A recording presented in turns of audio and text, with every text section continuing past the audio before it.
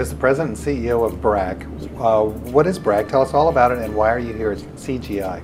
BRAC is one of the best kept secrets of a development success story. It's an organization that started in Bangladesh in the wake of the War of Liberation in 1972, and it became the largest development organization in the world.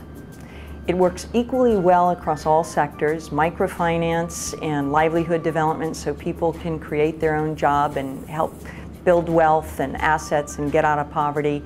It also provides an incredible array of basic health services so people can keep themselves and their family well and prevent the top 10 killers that often rob children of, even getting to age 5.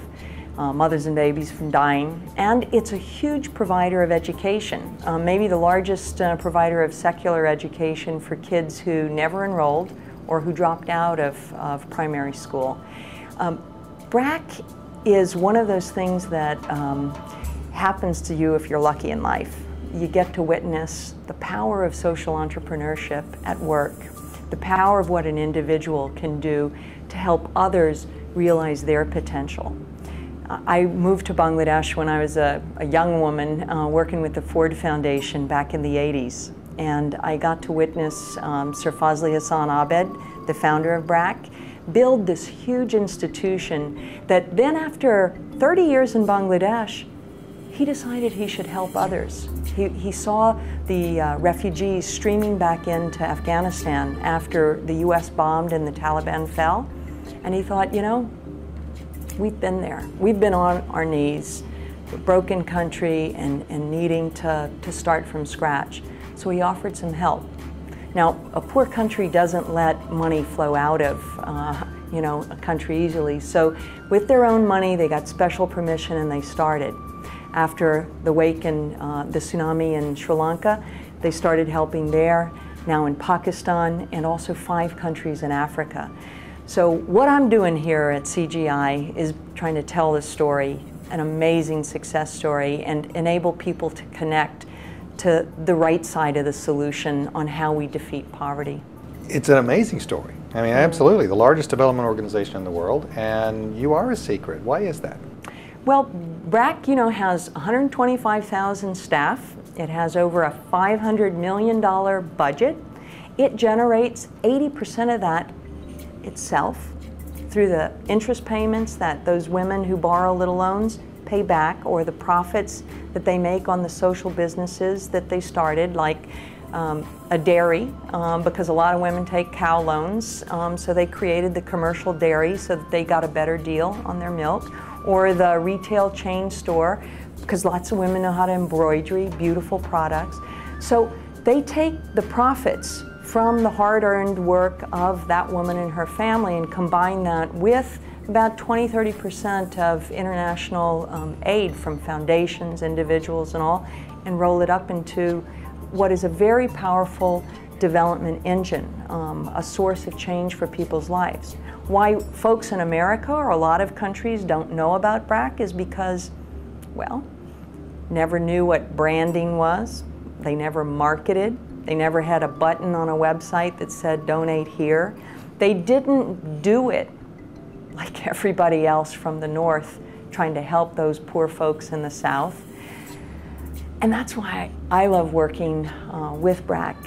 If I can blow wind under the wings of people who really understand what life is like in a poor country and a place that may be highly corrupt and where governments don't necessarily function as well as you'd like, where they can make things work in spite of all these problems, that's where I want my money to go. That's where I want my tax dollars to go. So we're working on that. All right, let's say you were to meet for the first time a 40-something person who had been very successful in life and wanted to donate money. Why should that person, she or he, donate to BRAC? Sure.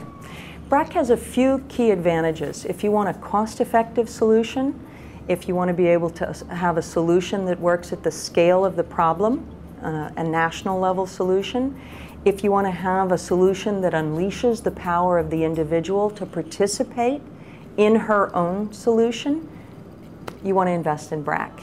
And if you want that solution to be sustainable, so that you're building institutions, not funding projects, you fund and support BRAC. BRAC's not working in every country, only 10 countries, because it's not flag planting. It's not going to work in, 3 or 4 villages or 1 district and then say, oh, we're covering, the work in this country. It's working to make a difference at a significant level and over time, because these problems, they don't change quickly or fast. It's a generational shift that's required. So when I lived in Bangladesh, the women I met, well, they're probably like my age now. So it's their kids' lives. Are they better? And when I go back and I meet their kids, and they've actually been able to go not only just to high school, but some of them actually get scholarships to go to college, that's transformational change. It's the way we changed our own lives in our own country, and it's one that requires enduring impact and institutions that will last and that can pay for themselves. And that's why the financial services piece is so key. You see, people have a demand for credit, and they have a demand to put their savings in a safe place. So if there aren't enough good jobs to go around, you've got to be able to create your own job. And that's the power of microfinance. So you get up in the morning and you go through your mental task list. What's on it every day? Well, for me, I want to tell the story to more people. I want to have people catch fire in the way that I was lucky enough to do so. Once my eyes were opened to the fact that there are people who live every day on less than $1 a day. There are women who try to feed a whole family for the change in my pocket. There are people who don't eat every day. I can't get their voices out of my head. So what I want to do is connect with more and more people, because I know there's a basic goodness that we have, and people want to be on the right side of this problem. They want to be contributing to solve it, but most people don't feel it's possible. And because I've witnessed the possibility, I know that we can figure out and we can innovate. See, that's the power of unleashing change makers. What worked 20 years ago, 30 years ago, may not work anymore, but if every day there are more people willing to wake up and say, I'm going to try to solve the problems that I'm faced with, we'll solve them. I want you to do 2 things for me.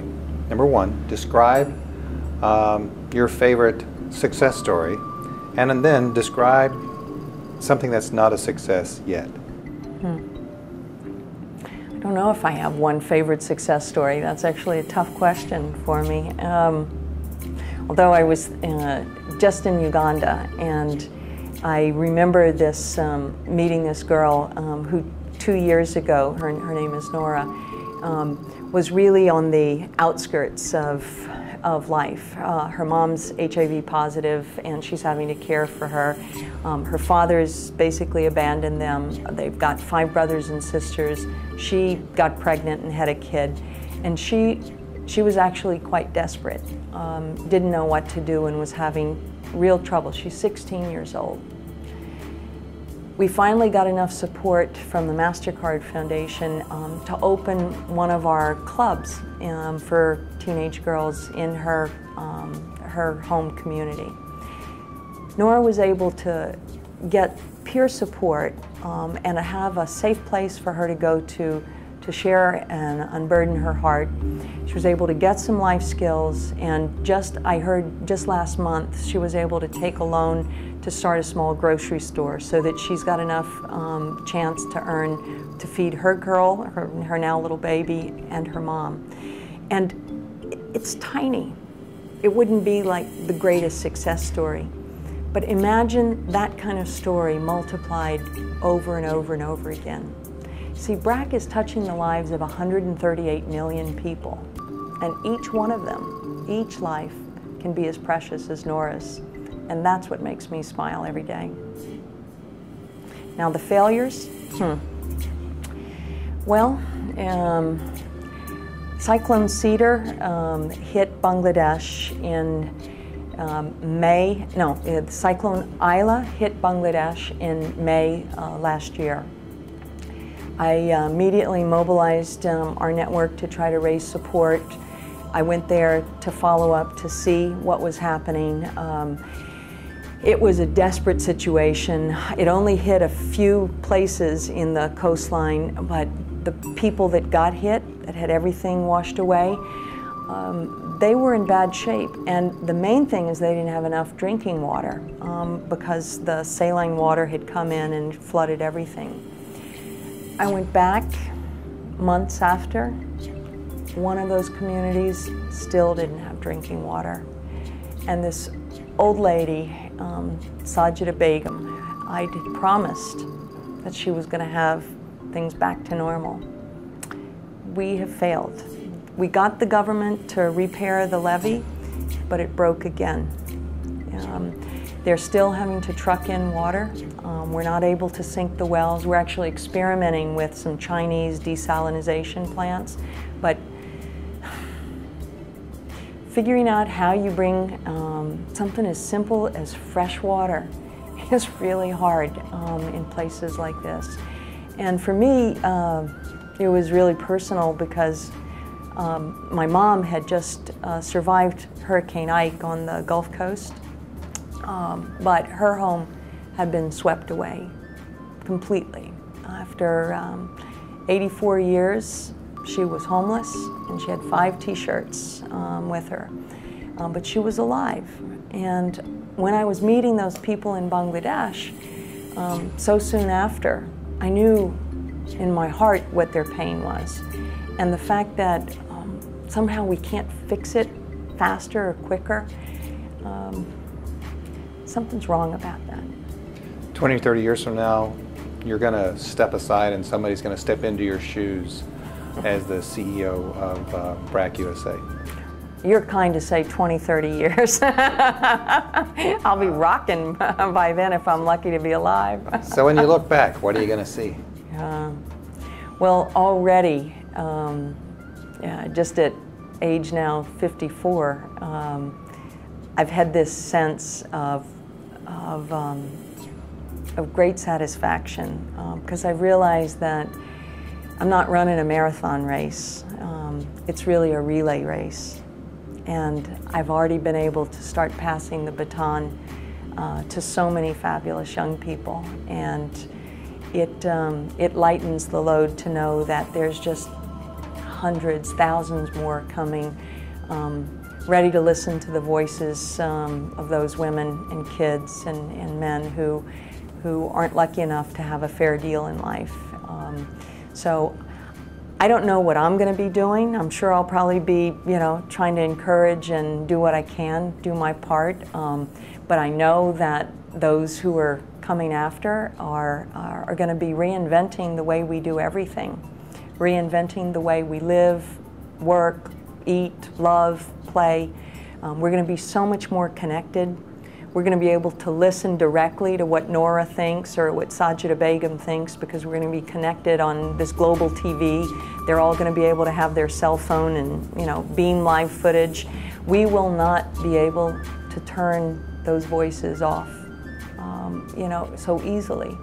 And I think the ingenuity and the creativity, of all of our collective imaginations will actually solve some of these problems, the ones that we know today. Now, we'll have new problems, but that's all right because we'll have a dramatic proliferation of problem solvers.